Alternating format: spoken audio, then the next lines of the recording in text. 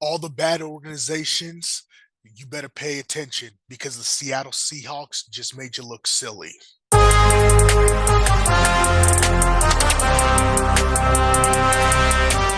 Hey, what is going on, everybody? And welcome back to the podcast. So, I wanted to just start off by saying this: the channel has reached over 260 people, and this is a huge milestone. We are a quarter away from reaching 1,000. 1,000 people is a lot of people. 260 people. That's a lot of people. That's a lot of people in the room. That's a lot of people watching something. So, first of all, I just wanted to say thank you so much. Thank you. And again, we're growing through our podcast through Apple, Spotify, just linked up with iHeartRadio. So if there are plenty of ways for you to listen to the audio version of this podcast. So please don't forget to like, comment, subscribe, do all the wonderful things that viewership and that for the viewership, but also helps small creators like myself. I I just wanted to start by starting this episode with the Super Bowl and just kind of go back and change to say I was right. There's been a lot of things I've been right about, and I had a YouTube short I posted. And if you, yeah, I'll leave it up there because I was so right. And I said, hey, I take the Seahawks by 5, and they pulled it out for me. So thank you, Seattle. And you know what? It's okay when you're right. It's okay to brag a little bit. It's okay to let people know you're right. And I want to start off with um, I'll call them the main course, kind of the focus of conversation for the Seattle Seahawks, which is their starting quarterback, Mr. Sam Darnold. Now look at it, Sam Darnold. If 3 years ago I told you Sam Darnold wins a Super Bowl, you look at me like I'm crazy and I'm a homer. And part of that is if you've known me long enough, you've known I've been a Sam Darnold believer for a long time. Again, when he was with the Jets, I thought he was going to work out. He didn't. So when he was traded to Carolina, I was excited. So excited because I felt, hey, this is a guy who's going to have an opportunity to take us. And for the 2 seasons there, he did not play that great. There were some things that he did really well, and there were quite a few things that he did poorly. But because of that change in San Francisco, and he's credited Kyle Shanahan for that, he was able to learn, take a step back. And it's such an important thing to take a step back and look within yourself of who am I as a man? Who am I in my career? And that's hard. That is a hard thing to do because you feel like, hey, I should be doing this and I should be doing that, but it's not working out. So it it's hard to take a step back when everything's successful. And sometimes those trials and tribulations are some of the best things that happen to you because you're able to actually look at everything and kind of go, was this my doing? Was it situationally? What do I need to do to avoid this? And a whole lot of people don't get out of that. To Sam Darnold's credit, he could have easily been a career backup after going to the Niners, but he takes a chance with Minnesota. He wins 14 games. Then Minnesota feels as though, hey, we have our quarterback of the future. We want to keep you, but you're going to be able. You've already priced us out. Seattle takes a chance on him, and he is a Super Bowl champion. Throughout that whole game, Sam Darnold did not throw an interception, did not cause a turnover. Throughout the whole playoff run, he did not. The whole offense never produced a turnover, which was so important, especially against the Rams, and I'd say even against the Patriots, where if I truly believe if there was a turnover in that first half, the Patriots have a real chance of winning the game because it's still in the balance. It's still in a situation to where we don't know exactly what's going to happen, and that Patriots defense is opportunistic to their credit. And and again, it goes back to it's bigger than Sam Darnold at the end of the day. He's done a lot of things and he took the opportunity to improve on himself and take the chance, but it's also about organizations. And this is where it kind of goes back to the NFL and organizational structure. As an organization, for young players, especially at the quarterback position, what are you doing to provide support to your players?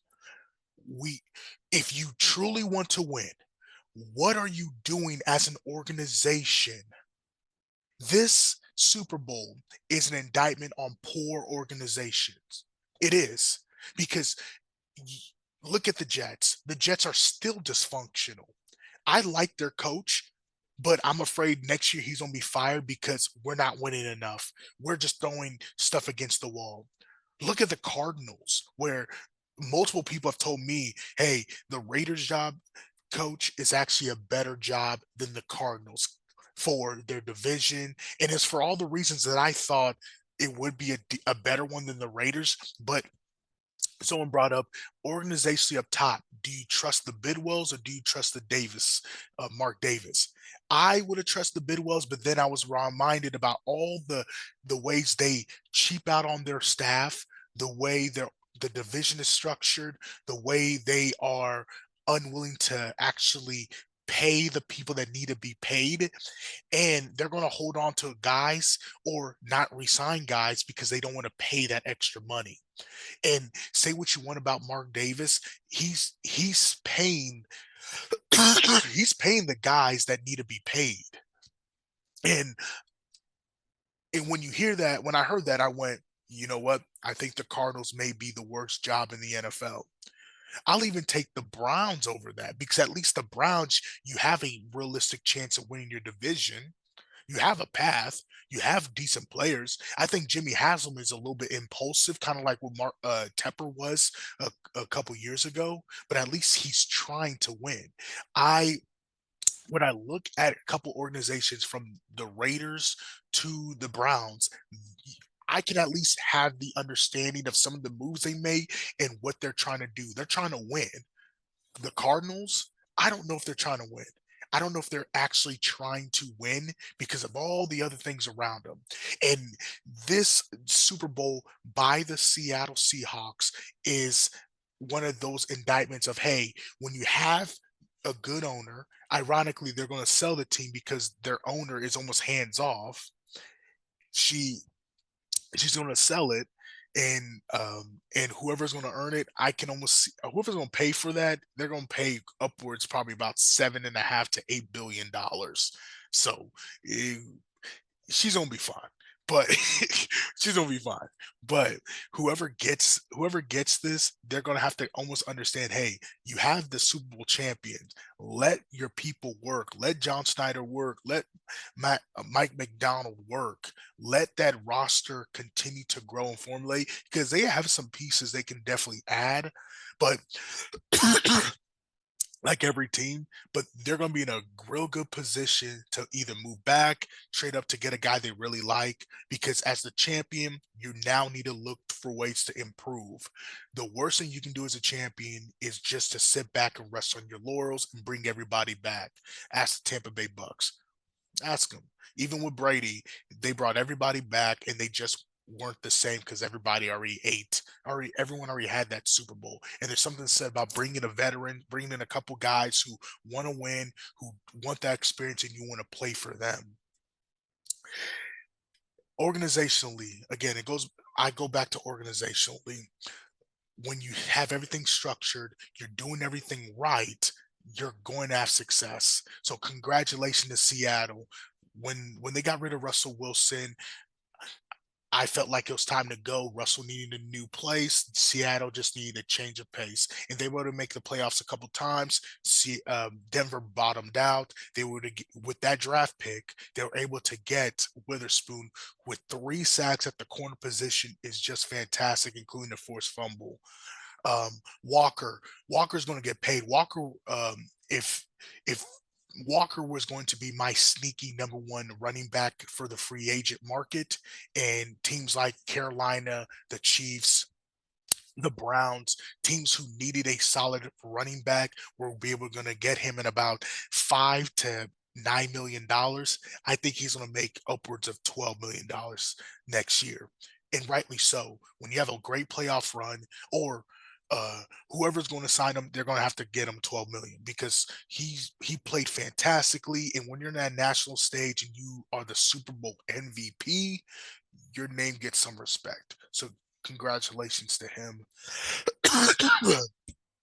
um, there that defense was fantastic. As a D-line coach, I love a good stun. I love when guys can get home, and all those guys up front were able to eat and dominate in their own way. D-Law played fantastic. Byron Murphy played fantastic. Like all those dudes played really well. So I'm excited. I'm excited for Sam Darnold because I know how hard it is to bounce back after you're being so doubted. Like even myself, um, some people felt as though I was a little too small to play defensive tackle in college. I didn't listen to them, and I was able to do that for 4 years. So and by no means, and I'm saying I had the uh, same trial and tribulations as Sam Darnold, but being doubted is hard. But finding the will to execute, trusting yourself, and believing yourself, that is powerful. So congratulations to Seattle, man. Y'all deserve it. Congratulations, man. To the Patriots are a young team. They got a couple of guys they're going to have to really evaluate. Looking at Will Campbell, he may. I'm hearing guard. I don't think he's power enough to play guard. He may need to play center.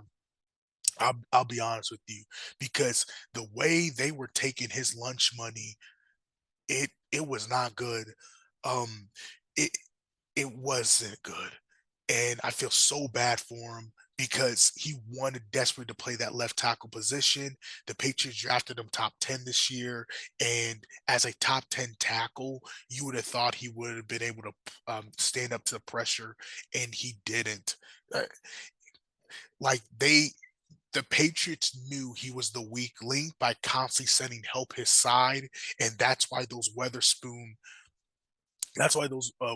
sacks were so effective because he was coming from the backside, and and, and if I know you know your weakness, I'm going to exploit you trying to protect your weakness, and that's exactly what Seattle did. Drake May played terrible, terrible, and I'll make this kind of a stance on what this Patriots team is, and I can't believe I'm saying this, but it's looking at this Super Bowl, it just kind of encapsulates how impressive that Patriots run is and how impressive the Belichick and Brady combination was. Because Brady, at the end of the day, would have figured out a way to at least hurt Seattle to make that game close. Because there were plenty of open guys.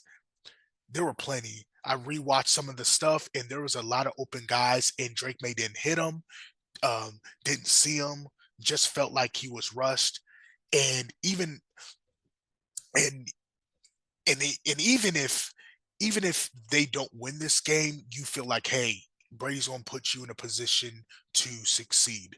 And same with Belichick, where the defensive plan probably would have looked something similar, but for whatever reason, instead of those undercutting routes, hey, maybe they get a little bit more physical and stop those things completely. Or maybe there's a different look that Sam hasn't seen that Belichick knows to run there. Like the whole time I kept thinking, oh man, the Patriots are going to come back. The Patriots are going to come back. And part of that was just me being scarred of watching the Patriots do it for the past 20 years when they had those two guys on that team. But this isn't the same Belichick Brady team. And it was clear and evident as day that there's a reason why Brady is considered the greatest player of all time. Not everybody can do that. Do I think May will have success next year? Absolutely. I think they're going to grow. They're going to get better. They're going to do those things to support him organizationally because they're too good of an organization not to. I might too early. I'm. I'll think about them winning again the division, and I just need to see what the Bills are going to do. But it it really just goes back to, man, what what the Patriots had with those two guys running their organization was special. Frustrating to watch when I'm not a fan of them and they are playing my team. Frustrating, but it was special. special. So that's the thing I'm man enough to admit when it comes to that. So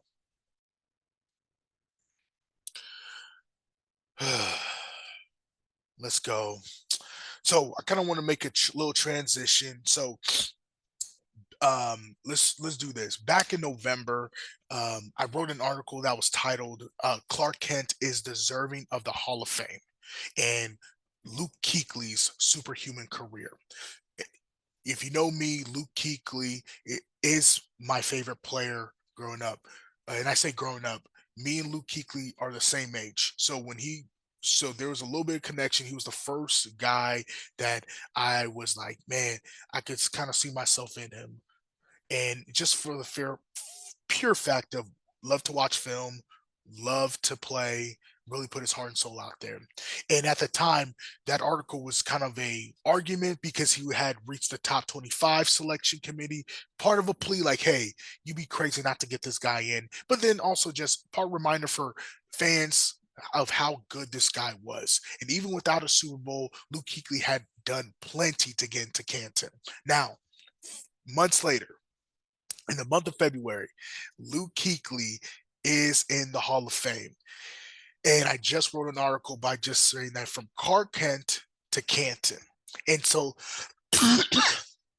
I wanted to talk about both articles and why I believe it is undeniable why he is in the Hall of Fame. If there's any doubt why he's in the Hall of Fame. So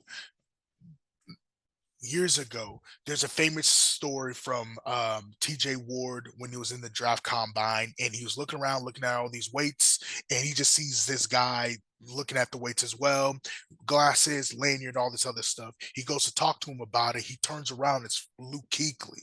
And and Luke Kuechly proceeds to tell him a little bit about the weights. He's like, bro, you don't have to do that. I know exactly who you are. But Ward had specifically said, bro, you look like freaking Clark Kent.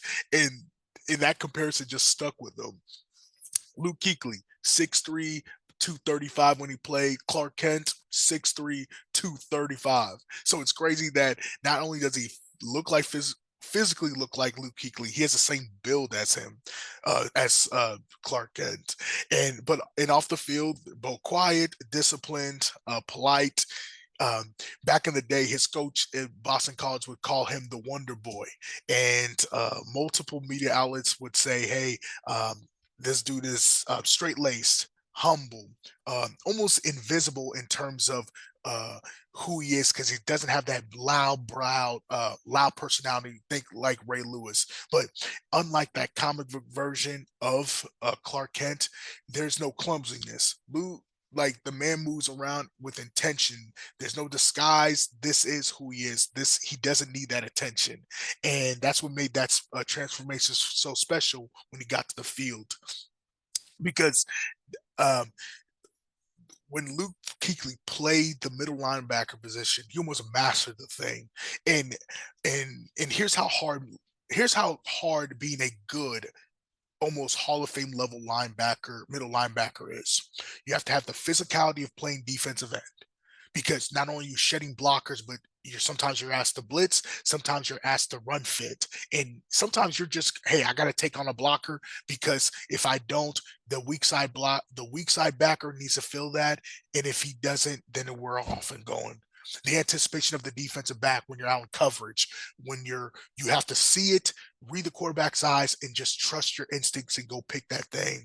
And then the mind of a quarterback, understanding what the defense is, understanding what the offense is running, putting guys in the right position, make sure the check calls, do all the small things that the quarterback does for the offense. And Kuechly, lucky enough for Carolina for those years, he had all three. He was an all in baseball. You have the 5-tool player. He was a all 3-tool player. You know what I'm saying? Teammates called him Superman, could see it all. Opponents feared him. Multiple guys brought it up, and we're talking. And here's how good Kuechly was. He got a sack in the Super Bowl, big sack. He picked off Carson Palmer for the game sealing interception in the NFC Championship game, and routinely would call out plays against the opponents. Andrew Whitworth has said it multiple times. Every time we played him, he knew exactly what we were running. Pat McAfee even said it, and the man's a punter. So when the punter's telling you, hey, here's what my teammates are saying on the offensive side that he's doing, the man's pretty good, really good. And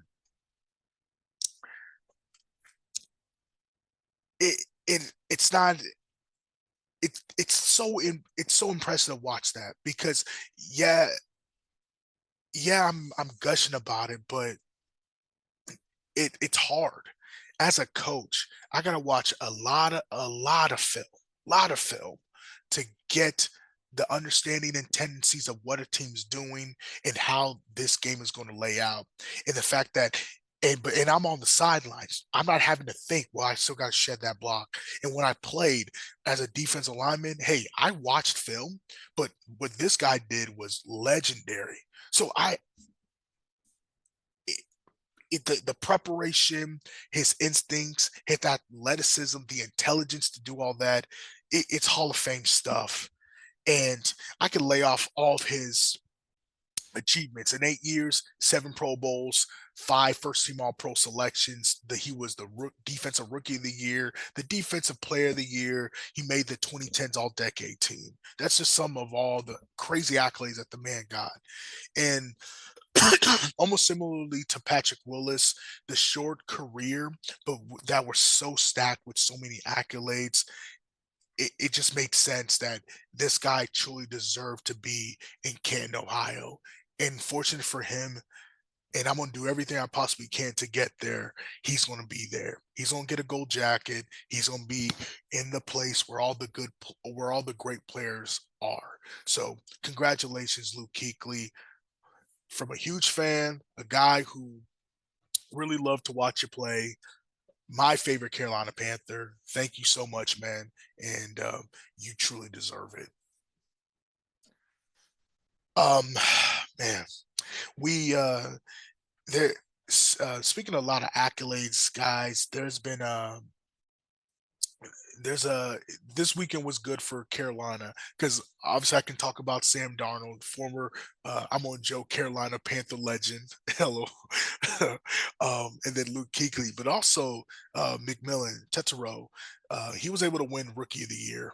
And it's I'd called this out again a few months ago where his production, what he was doing as the number one receiver in his offense, it was going to be crazy that he wouldn't win it. And even at the time, a couple people were kind of questioning my take, like, "Are you sure? Like, Abuka's having a great year?" And I'm like, he is, but he's playing really well because a lot of those receivers were hurt, and once they come back, his production is going to dip. And the thing that I said happened. Like, um, it and to McMillan's credit, he consistently got better every single week. And that's the hard thing to do where you're a rookie, you know you're your team's number one option, but you still got to play. And at first it was kind of throughout the year, it was kind of hard because there was about a couple games where he didn't he wasn't playing very well. According to the stats, he had about 7 games where he didn't even reach 50 yards receiving. The targets were there, but and you can kind of say, well, it was the rookie wall, well, it was this and that, but at the end of the day, he just wasn't producing.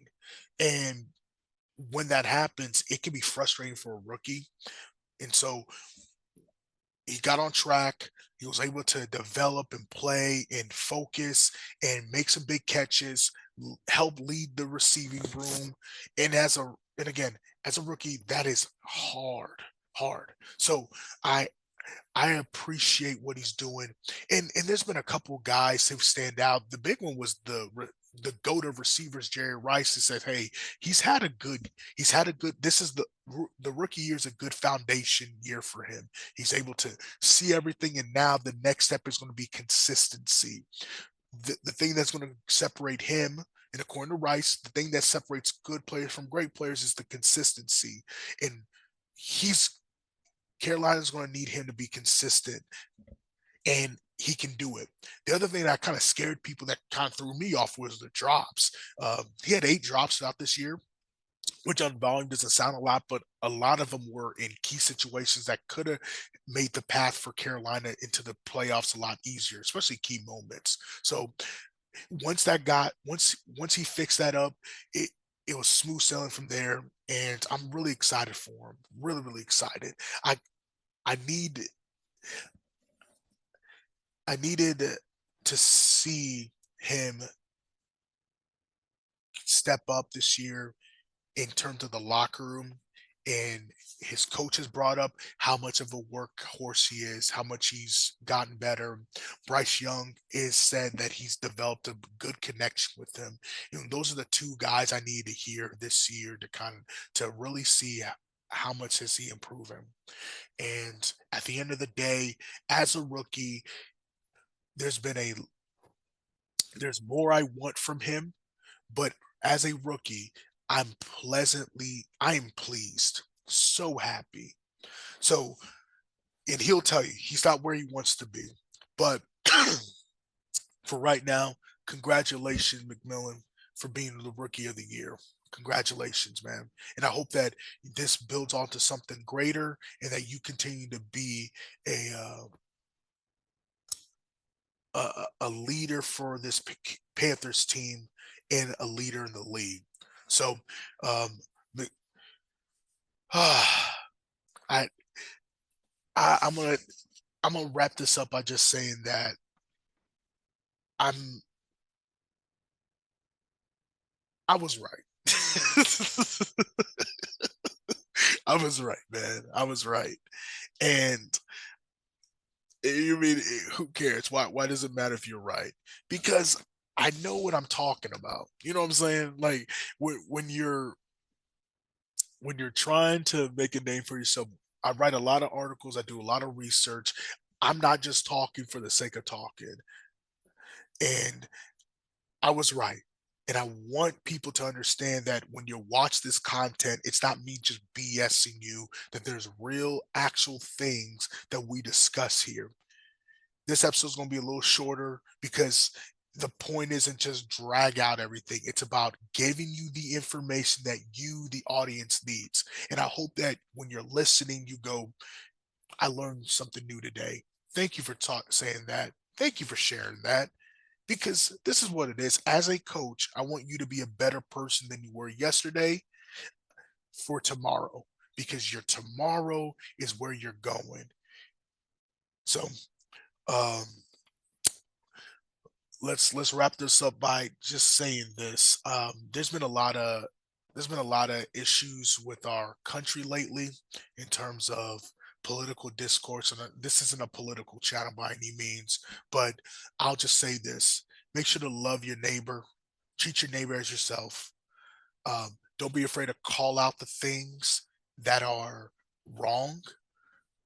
Um, our president is our president, so I'm gonna respect the office. I am. But I also know I gotta call out the things that I see that I know are wrong, no matter who is in office, because I'm not team Republican, I'm not team Democrat, I'm team Jesus at the end of the day. And if that's what you need to know about me, there it is. So um use your voice, speak out against injustice when you see it. Don't be afraid to love your neighbor as yourself, because that's what Christ calls us to do. So, hey, I hope you have a wonderful day. Take care of yourself. Peace.